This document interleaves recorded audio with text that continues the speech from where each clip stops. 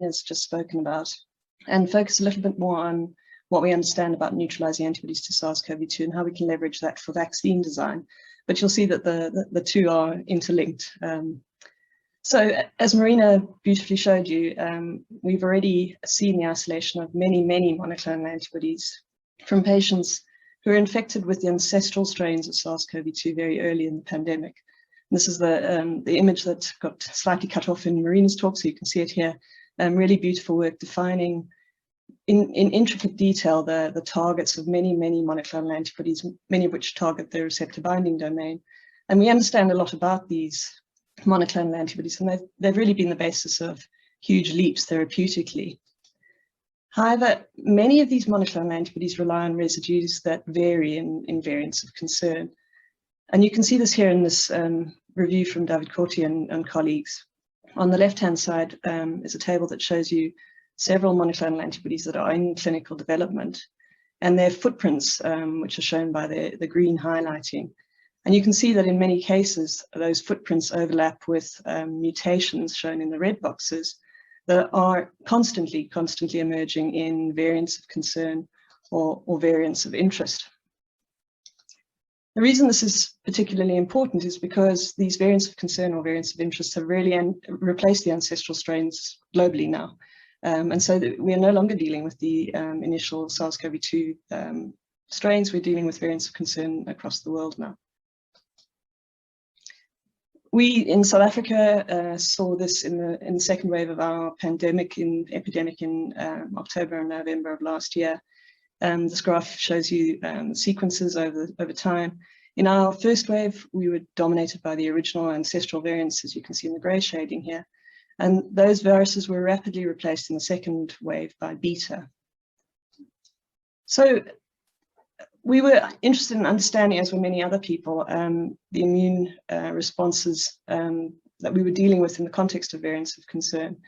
Neutralizing antibodies triggered by the original variant, as it turns out, are not very cross-reactive, and that has implications for vaccine design. So I'm going to take you through some of that data.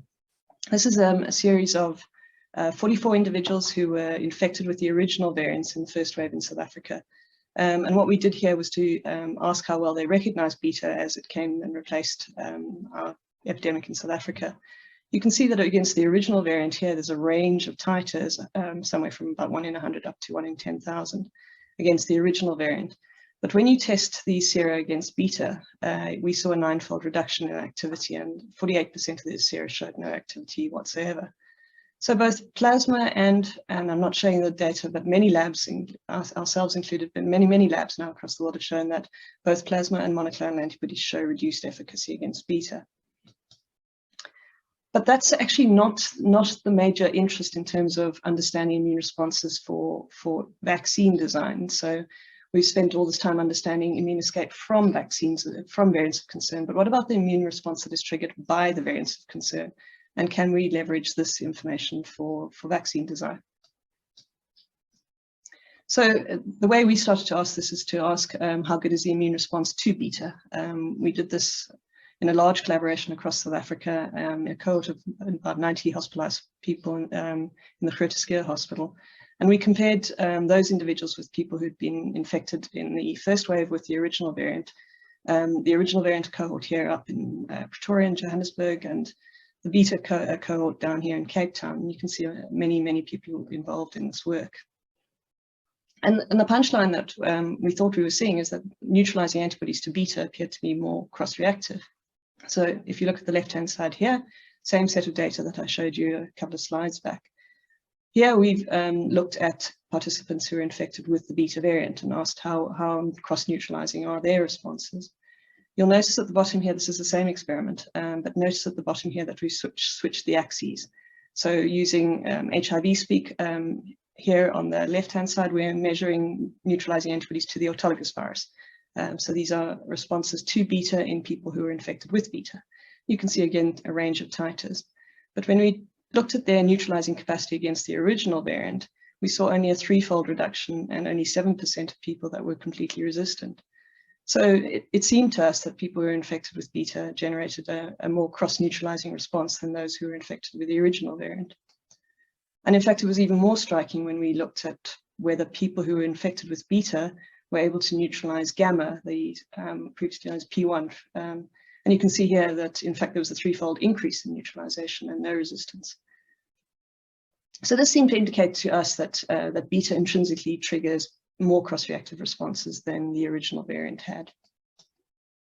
We wanted to confirm this in a second cohort, and here we looked at cross-reactivity of antibodies in vaccinees with prior infection. So a slightly different scenario. Again, looking over time in South Africa, remember we had the original variant and then we had the beta variant. So we looked at a cohort here of people who were not previously infected. They received the vaccine only, but no evidence of prior infection. Looked at people who were infected with the original variant and then vaccinated, and then people who were infected with beta and then vaccinated. And again, what we were asking is whether the genotype of the spike that infected these people made a difference to their neutralizing antibody responses. I thought I'd show this first, though it is not particularly about cross-reactivity, but pre-seropositivity in these adeno 26 J&J vaccinated individuals, like many studies have shown in RNA vaccines, results in a massive boost in neutralizing antibodies, which is very reassuring in countries like mine where seropositivity can reach about 40%. So here you've got pre and post for no prior infection, original variant and beta.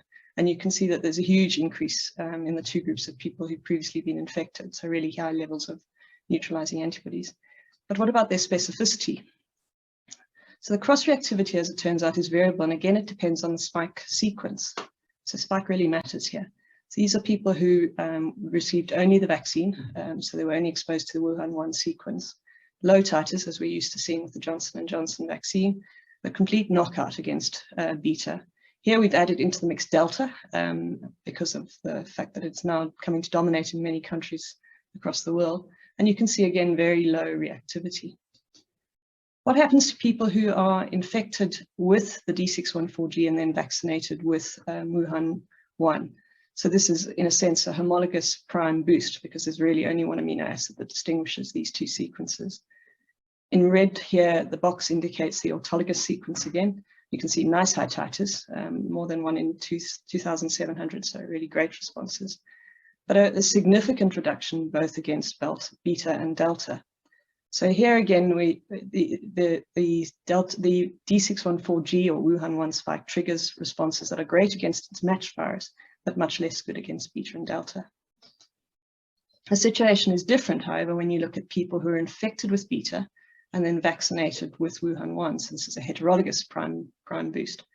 Again, in the red box are the autologous spikes, and you can see again nice high titers. As we've previously shown, you get good titers also against D614G, but unfortunately significantly reduced titers against Delta. So the antibodies that were triggered by the original variant and the ones that are triggered by beta in our hands neutralize Delta fairly poorly. But there are very different patterns, as you can see, in cross-reactivity.